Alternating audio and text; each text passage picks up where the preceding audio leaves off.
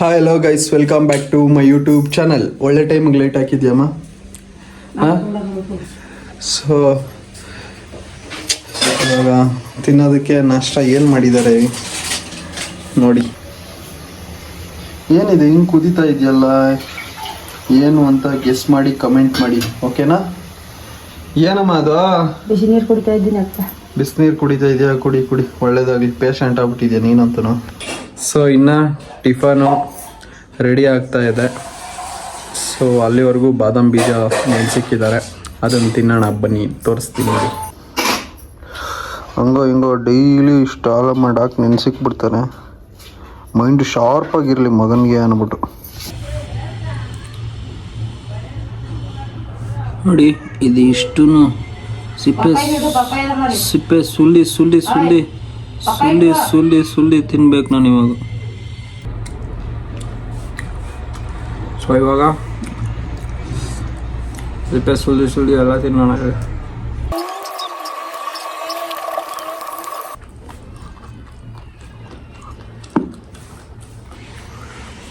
Finish. ಇವಾಗ tiffin ಮಾಡೋಣ. So guys, ಬಾದಾಮ್ ಬೀಜ ಎಲ್ಲ ತಿಂದಿದ್ದಾಯ್ತು. ಇವಾಗ ನೋಡಿ ಸೋಯಾಬೀನ್ ಪಲಾವ್ ಮಾಡಿದ್ದಾರೆ. ಹೇಗೆ ಮಾಡಿದ್ದಾರೆ ಅಂದರೆ ಸಖತ್ತಾಗಿ ಮಾಡಿದ್ದಾರೆ ನೋಡಿ. ಅಮ್ಮ ಥ್ಯಾಂಕ್ ಯು ಸೋಯಾಬೀನ್ ಪಲಾವ್ ಮಾಡಿದ್ದಕ್ಕೆ. ಸೋಯಾಬೀನ್ ಪಲಾವ್ ಮಾಡಿದ್ಯಲ್ಲ ಅದಕ್ಕೆ ಥ್ಯಾಂಕ್ಸ್. ಈ ಪಲಾವ್ ನೀನು ಡೈಲಿ ಹಾಕಲ್ಲ, ಡೈಲಿ ಎಲ್ಲ ಹಾಕ್ತಿ.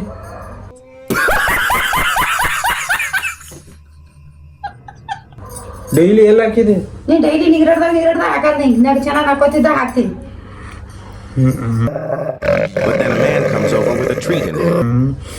ಕಡೆ. ಸೊ ಇವಾಗ ಟಿಫನ್ ಮಾಡಿಬಿಟ್ಟು ಆಮೇಲೆ ಸಿಗ್ತೀನಿ, ಓಕೆನಾ?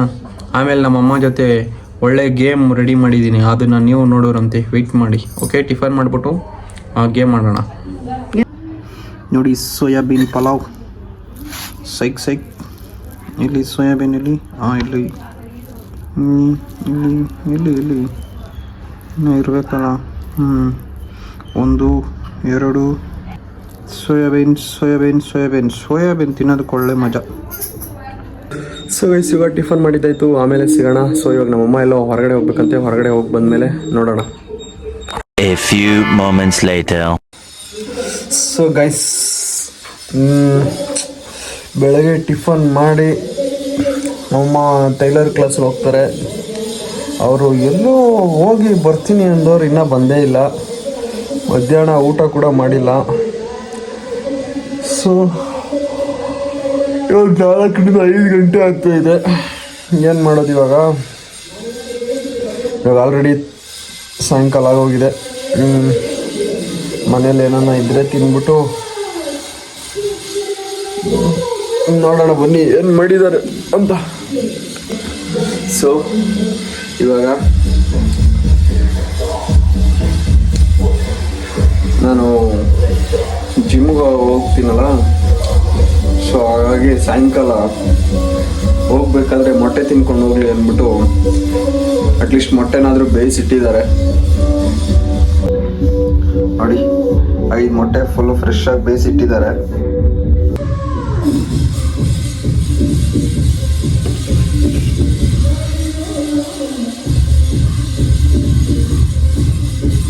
ನೀರು ಬೇಕಲ್ಲ.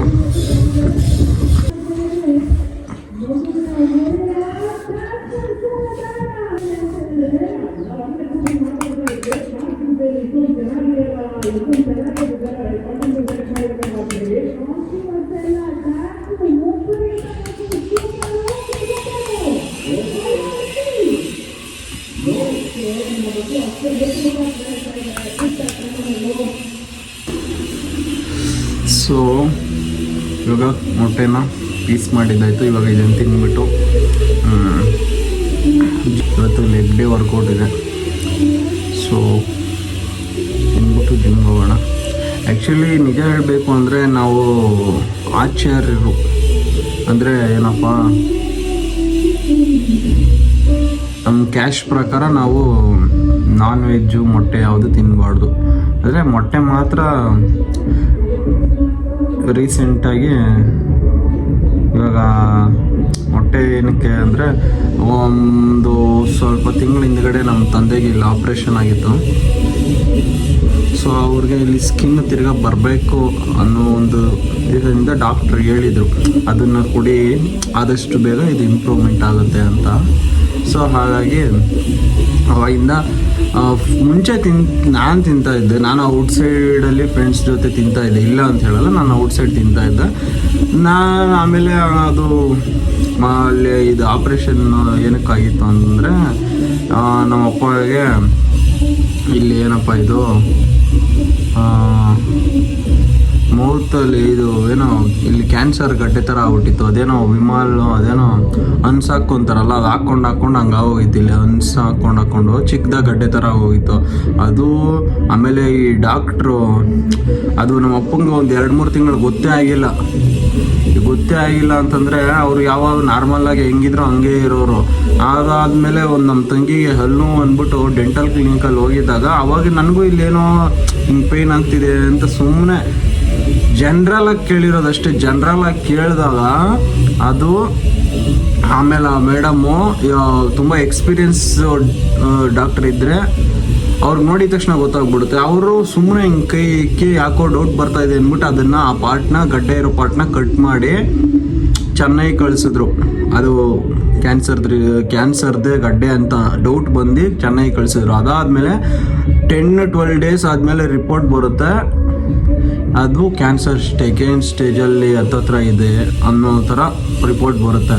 ಅದು ನಮ್ಮಪ್ಪ ನಮಗೆ 1.5 ತಿಂಗಳು 2 ತಿಂಗಳು ಹೇಳೇ ಇಲ್ಲ. ಆಮೇಲೆ ಹತ್ತತ್ರ 1 ತಿಂಗಳವರೆಗೂ ಅದನ್ನು ಮುಚ್ಚಿಕ್ಕಿದ್ರು, ಏನು ಹೇಳೇ ಇಲ್ಲ. ಆಮೇಲೆ ನಿಧಾನ ಗೊತ್ತಾಗಿದ್ದು, ಆಮೇಲೆ ಗೊತ್ತಾಯಿತು ಮನೆಯಲ್ಲಿ. ಆಮೇಲೆ ಹೋಗಿ ಅದನ್ನು ಇದು ಮಾಡಿ ಅದಕ್ಕೆಲ್ಲ ಟ್ರೀಟ್ಮೆಂಟು ಎಲ್ಲ ಇದು ಮಾಡಿಸಿದಾದ್ಮೇಲೆ ಇದನ್ನು ಹಿಂಗೆ ಕತ್ತರಿಸಿ ತೆಗಿಬೇಕಾದ್ರೆ ಅವಾಗ ಡಾಕ್ಟ್ರ್ ಹೇಳಿದ್ದು ಆಪ್ರೇಷನ್ನು ಆಗಿ ಅದಾದಮೇಲೆ ಇದು ಅವಾಗ ಹೇಳಿದ್ದು. ಅವಾಗಿಂದ ನಾವು ರೆಗ್ಯುಲರಾಗಿ ನಮ್ಮ ಅಪ್ಪ ಕೊಡೋಕ್ಕೆ ಸ್ಟಾರ್ಟ್ ಮಾಡಿದ್ವಿ. ಬಟ್ ಅವರು ಅವಾಗ ತಿಂತಾರೆ, ಒಂದೊಂದು ಸಲ ತಿಂತಾರೆ, ಒಂದೊಂದು ಸಲ ತಿನ್ನಲ್ಲ. ಯಾಕೆಂದರೆ ಚಿಕ್ಕ ವಯಸ್ಸಿಂದನೂ ಅವ್ರು ರೂಢಿ ಇಲ್ಲ ಅಲ್ಲ. ಒಂದೊಂದು ಸಲ ಅದೇ ಬಲವಂತ ಮಾಡಿ ಕೊಟ್ಟರೆ ತಿಂತಾರೆ, ಇಲ್ಲಾಂದರೆ ತಿನ್ನಲ್ಲ. ಸೊ ಹಾಗಾಗಿ ನಮಗೆ ರೂಢಿ ಇತ್ತಲ್ಲ. ಸೊ ನಾನು ಅವಾಗ ಹೊರಗಡೆ ತಿಂತಾಯಿದ್ದೆ. ಸೊ ಆ ಇನ್ಸಿಡೆಂಟ್ ಆದಮೇಲೆ ಮನೇಲೇ ಬೇಯಿಸ್ಬೋದು ಬಿಡು, ಮನೇಲೇ ತರ್ತಾಯಿದ್ದಾರೆ ಅಂದರೆ ನಾನೇ ತಂದು ಕೊಡ್ತೀನಲ್ಲ, ಹಂಗೆ ನಾನು ತಿನ್ಬಿಡ್ತೀನಿ ಮನೇಲಿ ಅಷ್ಟೇ. ನಾನು ಹೇಳೋಕ್ಕೆ ಇಷ್ಟಪಡ್ತೀನಿ. ಇವಾಗ ಇನ್ನೊಂದು ವಿಚಾರ ಏನು ಅಂತಂದರೆ, ಜಾಸ್ತಿ ನಮ್ಮ ಸಬ್ಸ್ಕ್ರೈಬರ್ಸು ಬೇಜಾರು ಮಾಡ್ಕೊಬೇಡಿ. ಯಾಕೆಂದರೆ ನಂದು ಇವಾಗ ಸದ್ಯಕ್ಕೆ ಡೇಸ್ ಹೆಂಗಿದೆ ಅಂದರೆ, ಹೊರಗಡೆ ಕೆಲಸ ಮಾಡು ಬಾ ಮನೇಲೇ ಇರು, ಹೊರಗಡೆ ಕೆಲಸ ಮಾಡು ಬಾ ಮನೇಲೇ ಇರು ಅನ್ನೋ ಪ್ರಸ್ತುತಕ್ಕೆ ನನ್ನ ಡೇಸ್ ಹೀಗೆ ಹೋಗ್ತಾ ಇದೆ. ಏನು ನನಗೂ ಅದೇ ಬೋರ್ ಆಗ್ತಿದೆ. ಬೇರೆ ಇನ್ಯಾವುದಾದ್ರು ವ್ಯೂಸ್ ಕೂಡ ಹೋಗ್ತಾ ಇಲ್ಲ ಒಂದು ಕಡೆಯಿಂದ. ನಾನು ಸುಮ್ಮನೆ ಇಲ್ದಿರ ಇದೇನು ರಿಸ್ಕ್ ತೊಗೊತಾ ಇದ್ದೀನೇನೋ ಅಂತ ಅನ್ನಿಸ್ತಾ ಇದೆ. ಇನ್ನು ಯಾವ ಕಾಲಕ್ಕೆ ಇವು ವ್ಯೂಸ್ ಇನ್ಕ್ರೀಸ್ ಆಗೋದು, ಸಬ್ಸ್ಕ್ರೈಬರ್ಸ್ ಬರೋದು, ಸೊ ಏನು ಮಿಸ್ಟೇಕ್ ಮಾಡ್ತಾ ಇದ್ದೀನಿ ಅಂತಲೂ ನನಗೆ ಗೊತ್ತಾಗ್ತಾ ಇಲ್ಲ. ಹಾಗಾಗಿ ಇನ್ನು ಬರೋ ದಿನಗಳಲ್ಲಿ ನೋಡ್ತೀನಿ, ನಾನು ಆದರೆ ಕಂಟಿನ್ಯೂ ಮಾಡ್ತೀನಿ, ಇಲ್ಲ ಅಂದರೆ ಇದಕ್ಕೆ ಒಂದು ಫುಲ್ ಸ್ಟಾಪ್ ಇಕ್ಬೇಕು ಅಂತ ಡಿಸೈಡ್ ಮಾಡ್ತಾ ಇದ್ದೀನಿ. ಯಾಕಂತಂದರೆ ಎಷ್ಟು ಇವಾಗ ಆಲ್ರೆಡಿ 1 ಮಂತ್ ಆಯಿತು. 1 ಮಂತಲ್ಲೇ ಏನು ಪ್ರಾಬ್ಲಮ್ ಅಂತಲೂ ಗೊತ್ತಾಗ್ತಾ ಇಲ್ಲ. ಏನೊಂದು 50ರಿಂದ ಒಂದು 50 ಜನ ವ್ಯೂಸ್ ಹೋಗೋದೇ ಹೆಚ್ಚಿಗೆ ಅನಿಸ್ಬಿಟ್ಟೈತೆ ಡೈಲಿ ಲಾಗು. ಏನೋ ಒಂದೇ ಜಾಗದಲ್ಲಿ ಕುಂತು ಮಾಡ್ತಾನೆ ಅನ್ನೋದೊಂದು ನನಗೆ ಅನ್ನಿಸ್ತಾ ಇರೋದು. ಅದೊಂದು ಮೈನಸ್ ಪಾಯಿಂಟು. ನಾನು ಇನ್ನೆಲ್ಲೂ ಹೋಗಲಿ, ಇವಾಗ ಇಲ್ಲಿ ಬಿಟ್ಟರೆ ಹೊರಗಡೆ ಹೋಗಬೇಕು. ಹೊರಗಡೆ ಅಂದರೆ ಇಲ್ಲಿ ನಮ್ಮ ಫ್ರೆಂಡ್ಸ್ ಹತ್ರನೇ ಹೋಗಬೇಕು. ಇವಾಗ ಅದು ಕೂಡ ಇಲ್ದಂಗಿಲ್ಲ. ಇವಾಗ ಅದು ಕೂಡ ಅವರು ಎಲ್ಲೆಲ್ಲೋ ಬ್ಯುಸಿಯಾಗಿದ್ದಂಗೆ ಅವರೇ. ಇವಾಗ ಅವರು ಇಲ್ಲ ಅಂದರೆ ಇನ್ನೆಲ್ಲಿಗೆ ಹೋಗಲಿ, ನಾನು ಮನೇಲಿರಬೇಕು. ಮನೇಲಿ ಏನು ಅಂತ ಮಾಡಲಿ ನೋಡಿ, ಈ ಥರ ತಿನ್ಕೊಂಡು ಕೂತ್ಕೊಂಡು ಜಿಮ್ಗೆ ಹೋಗ್ದ ಬಂದ, ತಿರ್ಗಾ ಡ್ಯೂಟಿ ಶೆಡ್ಯೂಲ್ ಹಾಕಿರ್ತಾರೆ, ತಿರ್ಗಾ ಕಾಲ್ ಮಾಡಿದ್ನ, ಹಿಂಗೆ ಆಗ್ತಾಯಿದೆ. ಸೊ ಆದಷ್ಟು ನೋಡೋಣ ಇರ್ರಿ. ನಾನು ಇನ್ನು ಬೇರೆ ಥರ ಯಾವ್ದಾರನ್ನು ಸ್ವಲ್ಪ ದಿನ ಟ್ರೈ ಮಾಡ್ತೀನಿ. ಅದಾದರೂ ವರ್ಕ್ ಆದರೆ ಓಕೆ, ಇಲ್ಲ ಅಂದರೆ ಇದಕ್ಕೆ ಡೆಡ್ ಎಂಡು ಫುಲ್ ಸ್ಟಾಪ್ ಇಕ್ಬೇಕು ಅಂತ ಅಂದ್ಕೊಂಡಿದ್ದೀನಿ. ಸೊ ಇವಾಗ ತಿನ್ನೋಣ ಬನ್ನಿ. ಸೌದೆ ಪಲ್ಯ ನಾನು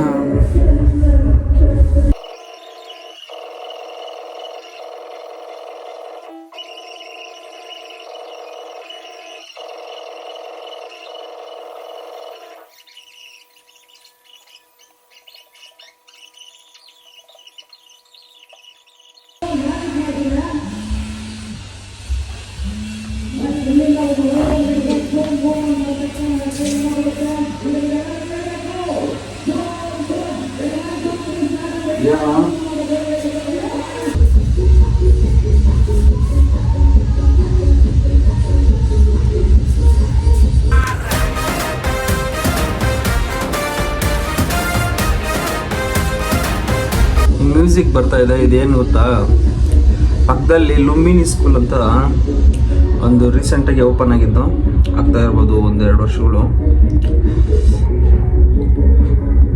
ಏನೇ ಒಂದು ಫಂಕ್ಷನ್ ಬರಲಿ, ಯಾವ ರೇಂಜಿಗೆ ಗ್ರ್ಯಾಂಡಾಗಿ ಮಾಡ್ತಾರೆ ಅಂದರೆ ನೋಡಿ, ಇದು ಇಲ್ಲಿಂದ ಮಿನಿಮಮ್ 150 ಮೀಟರ್ಸ್ ಅಂದರೆ 150 metre, 100 metre direct straight, 100 metre ಇಲ್ಲಿ 150 ಮೀಟ್ರ್ ಡಿಸ್ಟೆನ್ಸ್ ಇದೆ ಇಲ್ಲಿ ನಮ್ಮ ಮನೆಯಿಂದ ಅವ್ರ ಸ್ಕೂಲ್ಗೆ.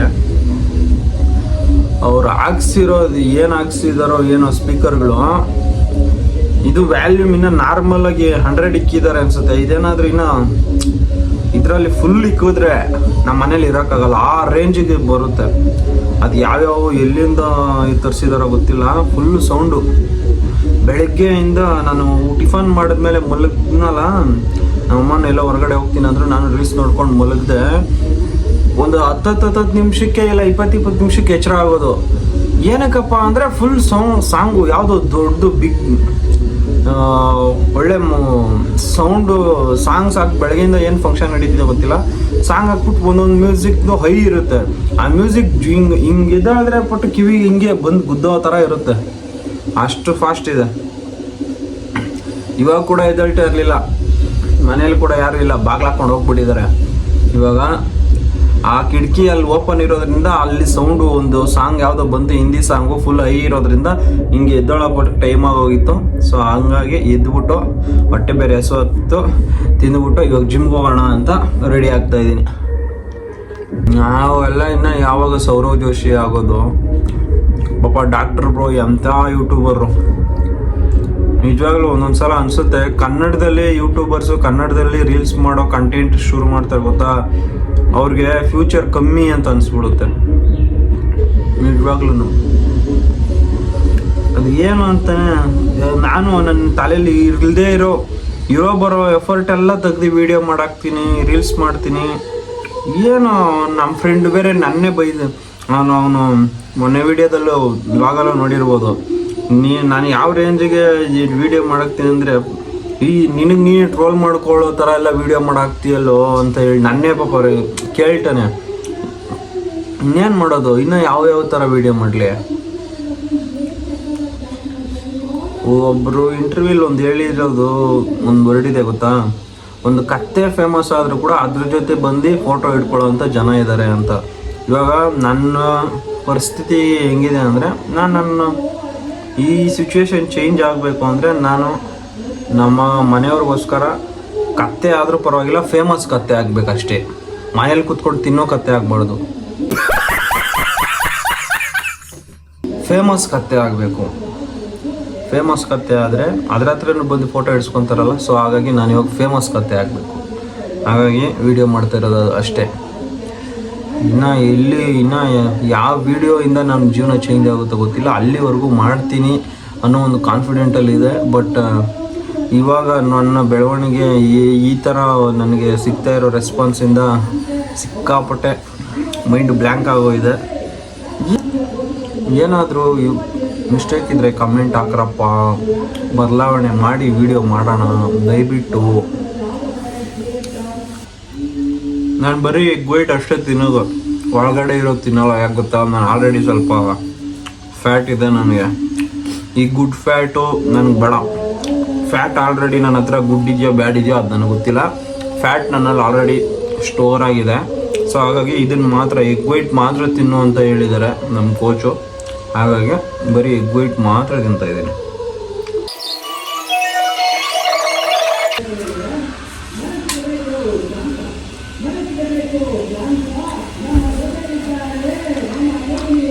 ಸೊ ಇವಾಗ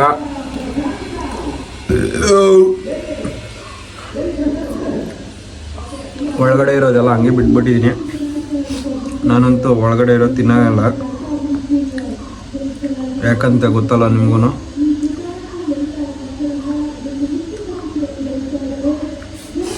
ಸೊ ಇವಾಗ ನೋಡೋಣ.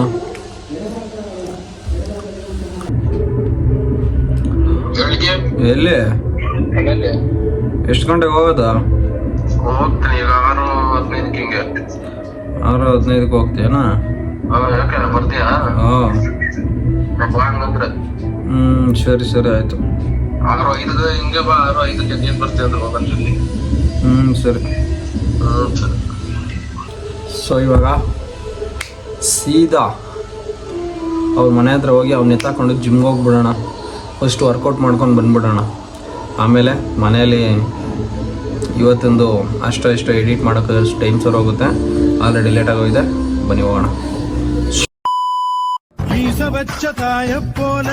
பேசுகின்ற தெய்வம் நீயே எதிரே நிற்கும் இமயம் நீயடா.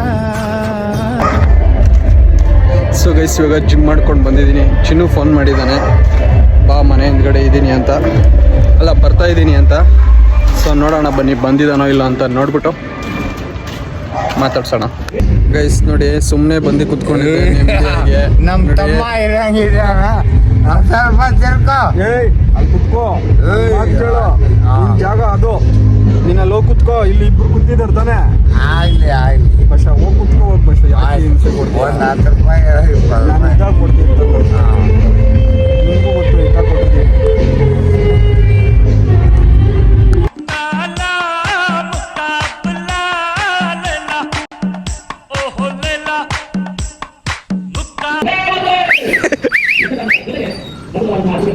ಸೊ ಗೈಸ್ ಫೈನಲ್ ಆಗಿ ಅರ್ಧ ಗಂಟೆ ಕಾಯಿಸಿದ ಮೇಲೆ ಚಿನ್ನು ಬಂದಿದ್ದಾನೆ ನೋಡಿ. ಏನು ಮಕನೇ ಬರ್ತಾ ಇಲ್ಲ ಯಾವ ಕಡೆಯಿಂದ ನೋಡಿದ್ರು. ಏನು ಬೆಳ್ಳಗಿದೆಯಾ ನೋಡಪ್ಪ. ಆಟೋ ಬಿಟ್ಬಿಟ್ಟು ಅವ್ನು ನಮ್ಮ ಚಿನ್ನು, ಅದಕ್ಕೆ ಫುಲ್ ಹ್ಯಾಪಿ ಆಗವನೇ. ಇಲ್ಲ ಅಂದಿದ್ರೆ ಹೊಡ ಅನ್ನೋದು. ಕಣ್ಣೆಲ್ಲ ಕೆಂಪಗ ಊಟವೇ ಬಂದು ನವರತ್ನ ಮಸಾಜ್ ಮಾಡಿಸ್ತೆ. ತಿರ್ಗಾ ಮಾಡಿಸ್ದ. ಅವನಿಗೆ ನೀರು ಬರ್ತಾನೆ ಇದೆ ಕಣ್ಣಾಗ. ಸೊ ಓಕೆ ಫ್ರೆಂಡ್ಸ್, ಇವತ್ತಿನ ವ್ಲಾಗು ಇಲ್ಲೇ ಎಂಡ್ ಮಾಡ್ತಾ ಇದ್ದೀನಿ. ಇನ್ನೇನು ಸ್ಪೆಷಲ್ ಇಲ್ಲ. ಇವಾಗ ಮನೆಗೆ ಹೋಗಿ ಊಟ ಮಾಡಿ ಮಲ್ಗೋದಿದೆ. ಹಾಗಾಗಿ ಬಾಯ್ ಬಾಯ್. ನಾಳೆ ಸಿಗೋಣ. ಏನು